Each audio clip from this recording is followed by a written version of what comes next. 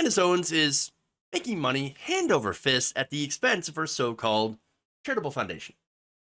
So now, back in 2018, Owens launched something called the Blexit Foundation, which urges African Americans to lead the Democratic Party. Oh, hey, look, okay, if you want to. You certainly have a lot of criticism of the Democratic Party.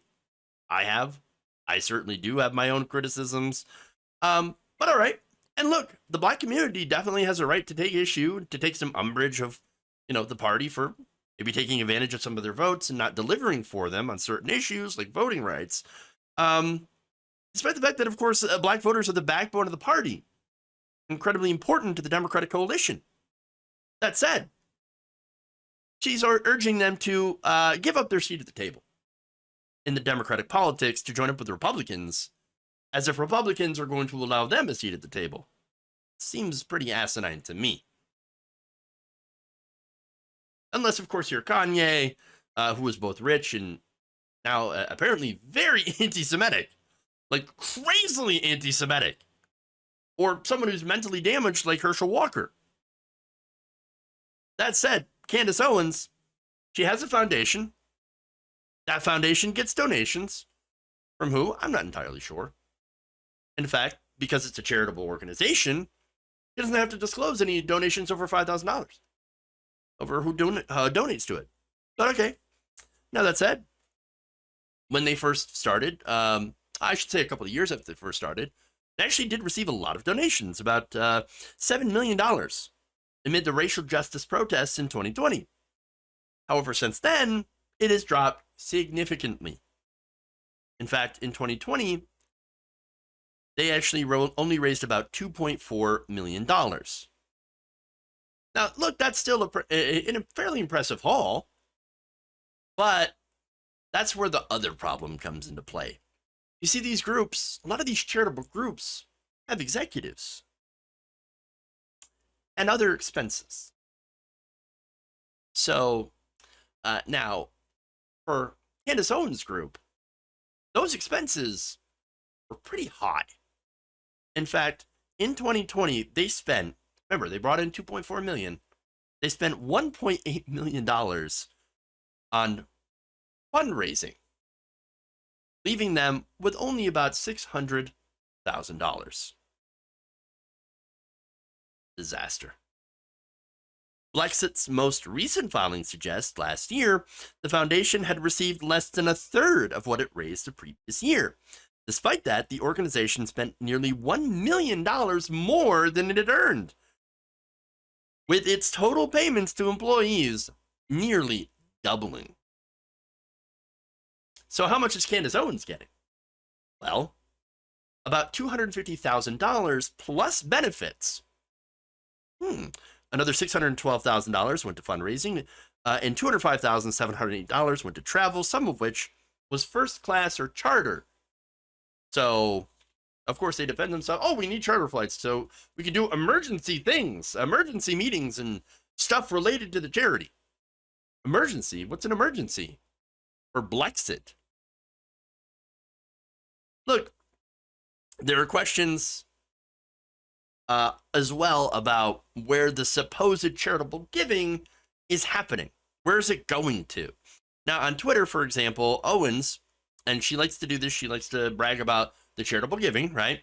She said, this month, Blexit raised $200,000 for black businesses which were destroyed in the BLM riots.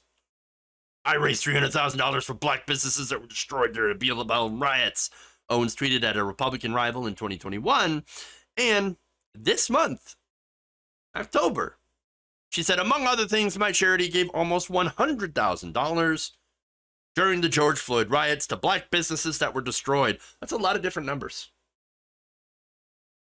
I mean, what was it? Was it the 200,000? Was it 300,000 or 100,000? What is it?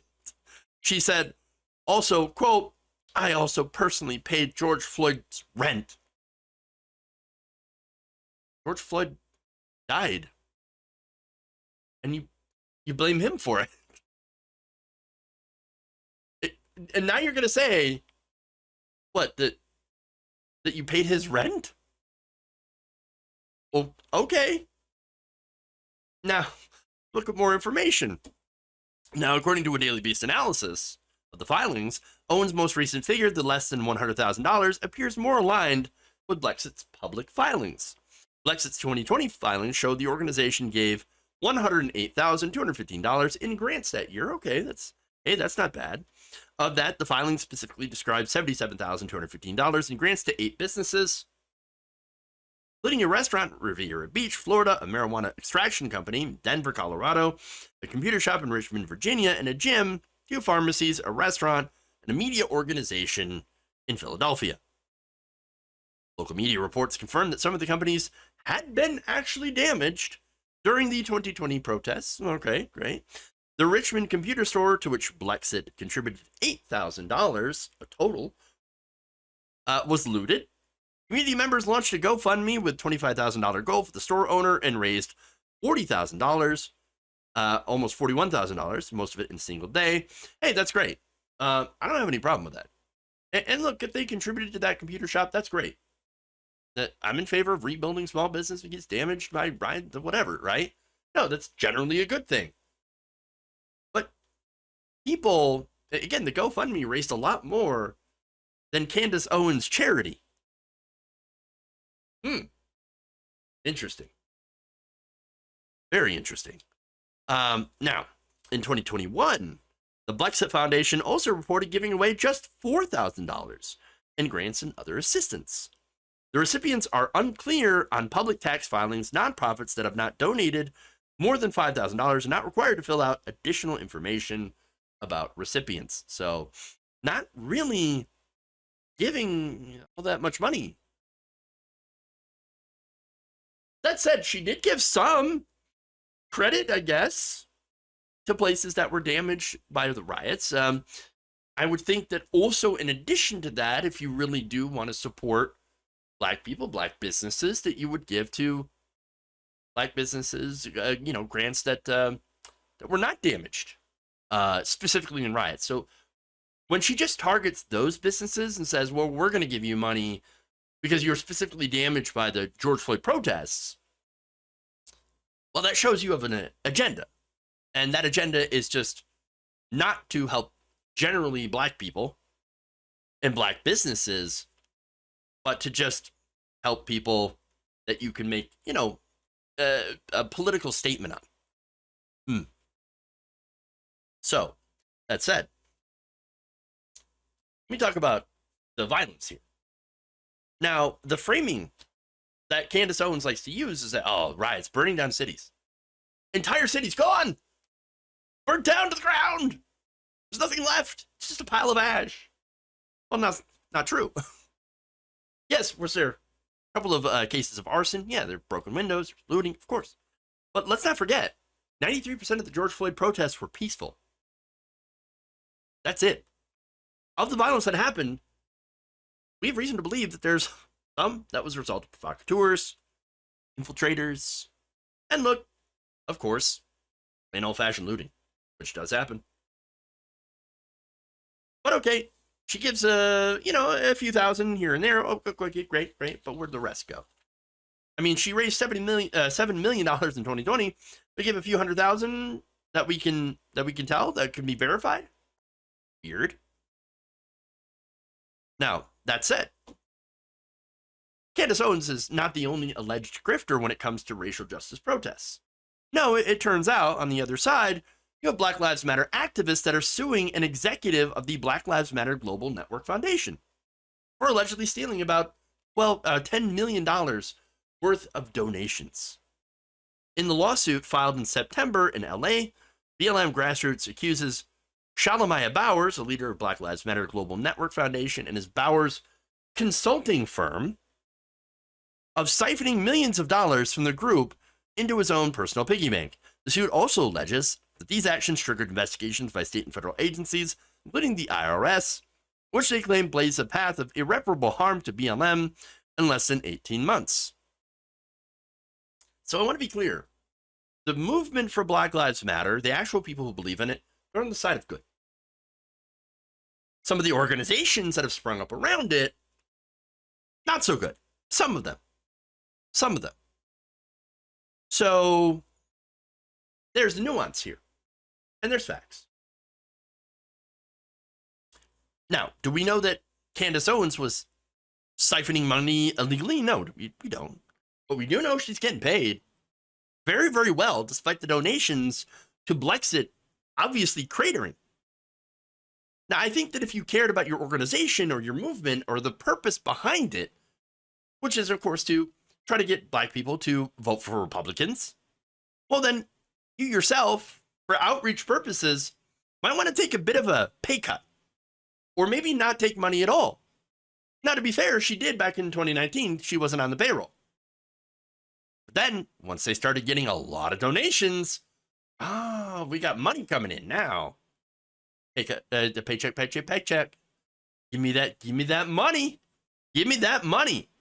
But here's the thing. It's not like Candace Owens doesn't have an income and, relied solely on Blexit. She had a bunch of different irons in the fire. Tons of different streams of income. So why does she need to take all this money from an organization that's supposed to be a charitable organization? Now, Owens repeatedly declined to clarify to the Daily Beast how much Blexit had given to black-owned businesses. Getting back to that. In fact, Owens took issue with the story. Here's what she said. There were not one article regarding the $80 million raised by BLM, but they now want to know exactly how much money my actual charity specifically gave to black businesses. Well, yeah. By the way, what's wrong with that? If you gave the money to black businesses, then that's a good thing. You can say, look at all the money I gave to the black businesses. Doing what we're supposed to do. Instead, she says, no, I'm not gonna give that information out. Then does that mean you didn't give to black businesses? It's a question. Now, she also, by the way, attacked a former staffer on Facebook named Dominic McGee. Dominic McGee used to run Blexit's Tennessee chapter. He said that he had parted with Blexit this spring, accusing the organization of pushing him out. Now, why? Why would they push him out? Now, look, he's a believer, right? Well, it's because he decided to bring in a lesbian to a leadership role. Can't do that. McGee told the Daily Beast, quote, they were all about getting black Democrats to vote Republican. And I was like, oh, wait, there's a whole audience we're not hitting, which is LGBTQ. And we have all these people in our family. Everyone in our family can relate to it. And we don't discriminate, being a nonprofit organization. Well, apparently they do discriminate. But look, honestly, in any other context, it would be smart, right? Hey, why don't we reach out to people? Get more people on our side. Gay people, huge market. Well, how did that go? Not well. Here's Owens' response. The Blexit organization is pro-family and recognizes that the transgender agenda and those that wish to promote it are expressly anti-family and increasingly predatory to children. Really? We are and will continue to remain an unabashedly pro-family organization. And there it is. Look, they'll never accept the LGBTQ plus community. You know why? It's because they hate them. And look, the thing is there are all sorts of different communities with people that are, yes, would be prone to, being conservative, having economically conservative ideas. People everywhere. You can find them that like things like tax cuts for businesses, corporations, who love deregulation, who hate big government, love small government. But see, Republicans will look at those people and think, no, well, it's because you're one of them, and we see how Republicans treat those groups. Log cabin Republicans are biggest joke on the right wing. They couldn't even get a booth at CPAC. Constantly rebuffed. They don't want gay people in the party. Wouldn't do it. They hate him. And by the way, they also hate black people as well. Now, you might be wondering, like, oh, you say that, Jeff, but then why do they have people like Candace Owens? Why do they have Kanye West, Herschel Walker, Tim Scott, etc.? If they're so racist, they hate black people so much, why are there these handful of black people? Huh? What's the same reason that they have Dave Rubin and Caitlyn Jenner? What they do is they get people from these marginalized communities and, who are either extremely wealthy or they want to get wealthy quick. How do they get wealthy? By saying terrible things about those communities. It's true. They get these people to justify the caricatures that the far right have in their minds about these groups. Getting black people, black people, they need to pull up their pants. That's the big problem with black communities. It's saggy pants. I've seen more white kids sag their pants than I've ever seen black people's pants.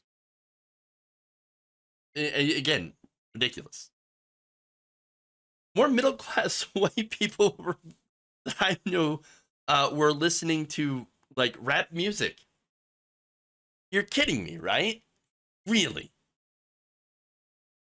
Look, Dave Rubin, by the way, getting back to him, Dave Rubin, he's saying conservatives are more friendly and they tolerate him more than the left does. Well, you know what? Maybe that's true when it comes to Dave Rubin, at least to his face, and not always to his face. But I assure you, the right wing is almost certainly talking behind his back, constantly, all the time. Whereas at least we're honest now with who Dave Rubin really is. And we're not afraid to call him what he is to his face. And that's a grifter.